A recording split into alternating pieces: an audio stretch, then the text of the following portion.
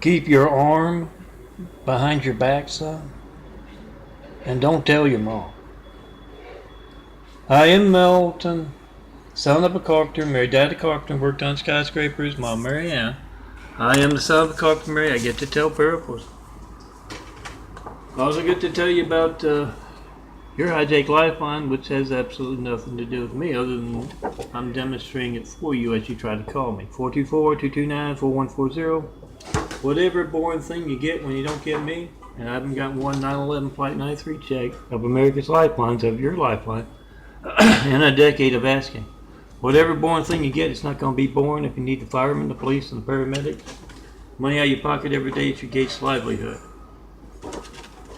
And yeah, those doing that crime, organized crime, of hijacking America's lifelines, are worried enough about to alter phone records to cover it up. That's why I'm telling you to make a video with whoever's in the room there with you, their phone. Timestamp on the phone, number dialed, whatever you get when you don't get me. 424-229-4140. 9/11 Flight 93 check-in, post in 5. Takes just 5 minutes. You can certify mail if you want, but make sure you do that. Oh, it's one of my new frames. I hope to get to that for last month. I'm behind because of the insulin poison. And it fits in with my parable. Because I don't go to hospitals, doctors, haven't all my life. It's just, I get it from my parents. Oh, I gotta go. They're making noise over here. Let me run. It's unreal.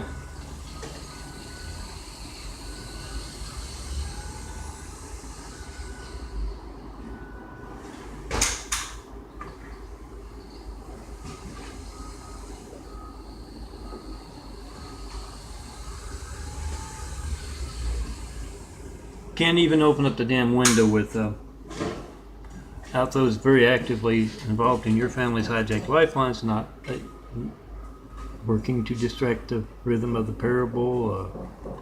This, that, the other. Don't know what they're going to yell out. Back to my story, my parable, excuse me. Working with Dad, like hammering something up somewhere. And,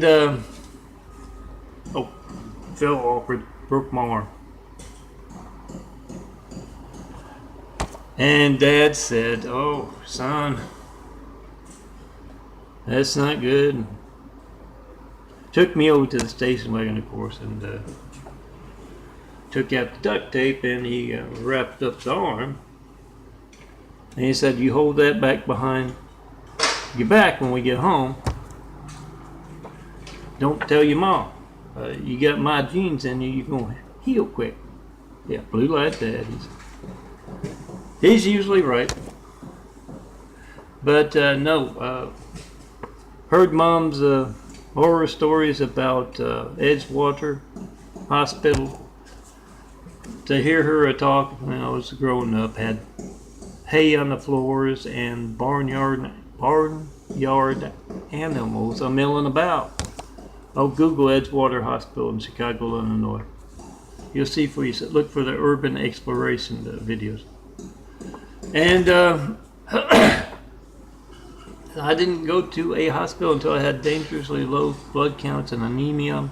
Had to come see me in reverse isolation. And when I was 29 years old. Yeah, 1996. And that's what sparked the eyes of changing.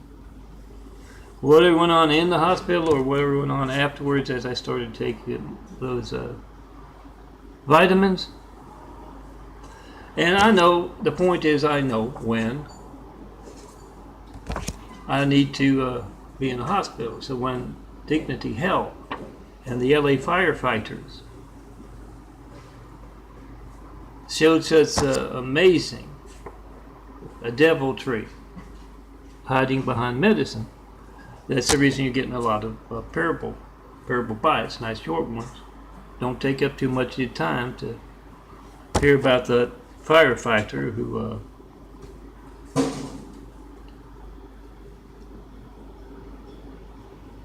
asked the priest to come over and explains he's got to get the patient to the emergency room. Can you please blow into this? It's got one of those blow tests for the ambulance. It's running rampant. I know the character is. It's first one with alcohol on his breath, being disrespectful, not taking me to a hospital, a decent hospital, decent doctors. From the 25th of September. First one of those, but yeah, I've seen the character. Left me to die 6 blocks east of the tallest thing in LA, Baltimore Hotel. Instead of doing their job, take me to the hospital. Took me to the hospital with a heart attack, no chest pain. And yeah, ended up with a stent in there. Yeah, no more stents, no more insulin. I've explained I have blood sugar, lots of. I've made videos of the blood sugar up into the 400s, the 500s. I've also had it when I'm in the hundreds, 90s. I feel the exact same way both ways. But the insulin smell, I don't have it here. Certainly haven't taken it. I think it's in the backpack I took to the hospital. The Tresiba, they tell you to push out 2 units of Tresiba, and yeah, into a nice paper towel each time, and jab myself from, I believe, like 20 units up to 46. Never felt any different afterwards. I still laugh when Dr. Mizo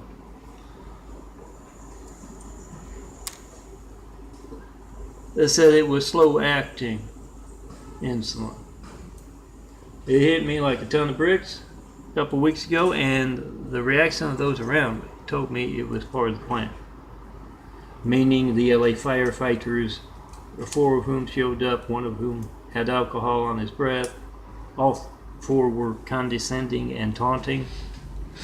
The 2 that took me to the hospital, one of them being the one with the alcohol.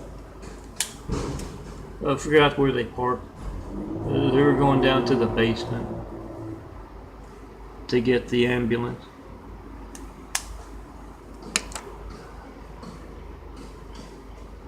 The doctors, all of them, and all the attendants, the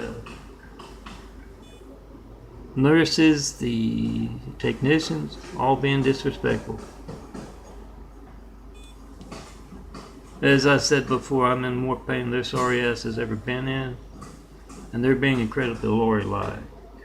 The same concept with the personal knife in the back from Louisiana. 264. If anything, I feel a little sharper now than it was 200 yesterday. Talked with the nurse that comes to see me, and yeah, I want the sleep medicine. They're not giving me anything that works as pain medicine. They gave me something in the hospital. I believe it resembled you're gonna smoke the whole pack, because the doctor blew up in a Lori Delville's gay husband fit of rage kind of thing. It's a personal reference from Louisiana. If you know who I'm talking about, you know the rage. Blew up in that fit of rage and then ran out of the oh, I can't do that.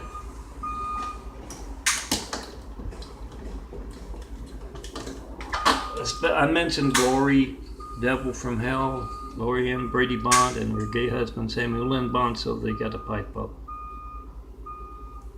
to distract. But blew up in that rage, ran in the room. You want some pain meds? I'm going to give you some pain meds. And exactly that tone of voice. And so the other one with the rage problem that reminds me of Lori's gay husband came in and said something, D something. Gave me 2 things, both clear, both One supposedly for the stomach pain, and yes, I try not to spin around too quickly on gold here. Still, it's very it's painful, and it can be kind of, make you dizzy kind of stuff. I'm forcing myself to eat. That is what's making the difference, and I'm not taking the damn insulin. But blew up in that rage, and then came back in. The guy, is in there, and I had the thing in because you can't hardly say. I finally started healing up. They were digging around in there once again, trying to dissuade me from going to hospitals and doctors and such like that. The training under the guise of training in the new nurse. But they had the PICC line in there and put it in, and I mean within seconds. That's the one thing about that. They said it was the guy, the male nurse. They said it's 8 times more potent than morphine. And yeah, I had morphine when I was in the hospital, Good Samaritan Hospital, for 70 plus days, on my way to convalescent hospital from hell for a year and a half, and a bad experience with the assisted living waiver program of California's government. And it about a couple hours at time they could run down and get the MRI done, check to see if I had a phone, in my pocket or something, and document all that character. And man, did I see a lot of it. Wareham Waddell at Dignity Health, Glendale Memorial Hospital. But yeah, I think that is to teach me not to want pain. I guess if you don't need pain medicine, that's what I got from the tone and explaining. And for all I know, there's no such thing as something 8 times potent than morphine, but it sure did work 8 times better than morphine, I'll tell you that. But yeah, that was the intent, I believe, and you got another pack.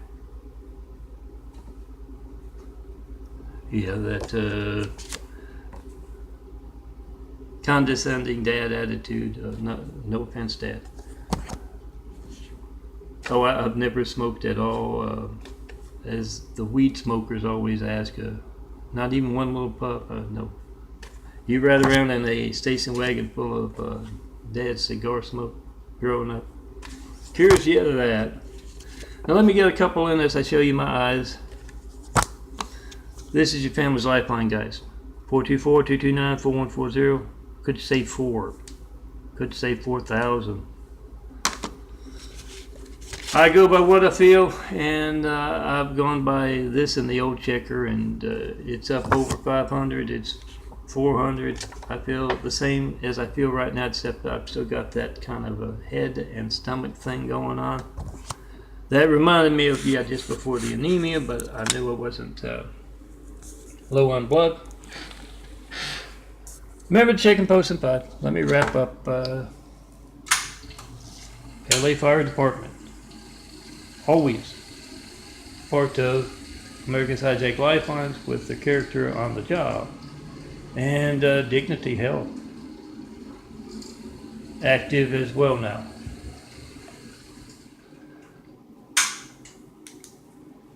So, Mitch, I was thinking about using the Red and Vince thing. It's my street cops from my fun.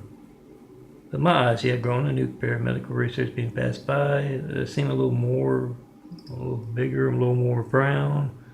I get to feeling better. I'll start taking my vitamins. I use Red and Vince for, street-wise, unseen business street cops, but I didn't want to use this for this funny parable because it's about serious stuff. And Tony, Mitch says to Tony, they're both cops. What were you thinking? And Tony's standing there with his, the fire hose still in his hand. He's got that bright raincoat on. And he said, I had to. That firefighter was tore up. Drunk as it's gone. There might be kids in there. I wanted to make sure they get out.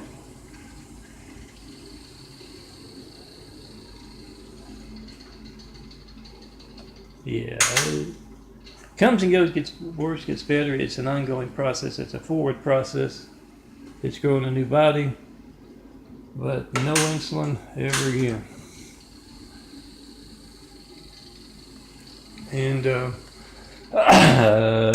it's 15 minutes. I better wrap it up. What was the other one from last night? I was going. Firefighters. Oh, this. Edna and Harry. They plan their vacations, and Harry knows somebody in the State Department. Edna's explained to her friend, and he called his friend up to find out that ain't a place we shouldn't even think about going to vacation in. And his friend at the State Department says, so, well, the usuals, Libya, Saudi Arabia, Afghanistan, a long list. And what surprised Harry and Edna were Utah and California. But Harry's friend said, man, until they can give you an answer about John Melton Brady asking for 9/11 Flight 93 checks for a decade in their state, California, with Mormons, Utahnians, Latter-day Saints, LDS, constantly around them, until they can do that, I'd steer clear of California. You don't know what? You don't know they're going to be practicing their religious censorship with the LA Fire Department when they come to pick you up.